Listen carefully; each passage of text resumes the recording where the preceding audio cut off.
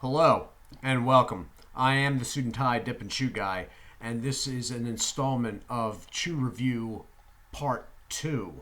This is the 6 slot review, and as you can see, it will be of Levi Garrett. Now, already in this series, I have done American Snuff Company's top original chew, which is Taylor's Pride. That said, this is their top chew product overall. It is sweetened. Let's take a look at the packaging. So you got a standard net weight 3-ounce bag of chew, which is prominently displayed on these. I mean, American Snuff Company puts them right across the center. You have the old Garrett building that was in Philadelphia pictured. Warning label, obviously. Other side is basically the same. The picture is smaller, framed, due to this side having the flap.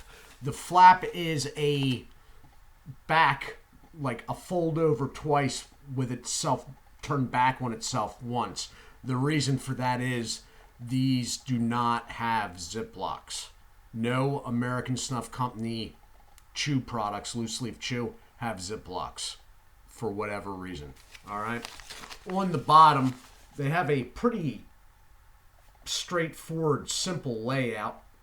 All right. You got the barcode, the branding, and the fact that it is manufactured by American Snuff Company, which is headquartered out of Memphis, Tennessee. Now, right there, the writing next to the barcode is that sale is only allowed in the United States. In this seam fold, they have the domestic foreign sort of tucked in there, which on this one I am not quite sure why. It is basically sort of hidden because this one is not that bad. The domestic is 61% and the foreign is 39% in relation to the other big chew product in North America. Redman Original is 69% domestic. So they're keeping pace, at least, 69, 61. It's not too much of a difference, and it's not bad. So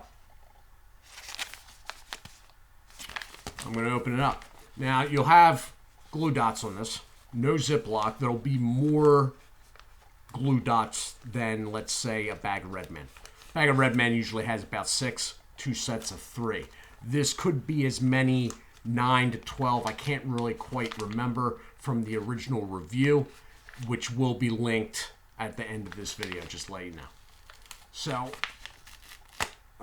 okay. 1, 2, 3, 4, 5, 6, 7, 8, 9. And looks like they were starting another set, but it reached the end of the bag. So there's 10 on this one. 3 sets of 3 and an odd one off to the side. So looking in the package, it is going to be dark in some spots with very blonde highlights in others. There are going to be stems. Again, why after 30 or 40 years of taking, criticism for having stems in this product, they still have stems? I do not know. I'm guessing it has something to do with, well, that's the way we always did it. So that's what you're looking at. Smell off the bag is an original that you're sensing is sweet. The molasses is toned down a little bit, the raisins, but it doesn't register as sweet as other sweetened chews. It doesn't smell bad, and you can tell there's something going on that it's not quite an original, but there is an aspect of original there too. So looking at the product, it's liberally treated, but whatever they treat it with does not darken all the leaf. Or maybe it's the leaf they're using. I do not know. It's tacky to the touch. I'm going to throw some in and hit the pause button before this review gets away from me. Right off the bat, feels a little bit drier in the mouth. All right? Tacky to the touch, like fingertips, but as soon as you get in the mouth, you can tell it's a little drier. Now, is that because it doesn't have a ziplock? I'm not convinced. It may be by design that it's that way. Back in a moment. And I'm back. Okay, so it's a sweet and chew. Now, when it comes to sweet and chews, there's a couple varieties, all right? You have Levi Garrett sweet and chew. It's a flavor profile to me. Levi Garrett, obviously, is at the head of the list of it, but there are others like Granger Select.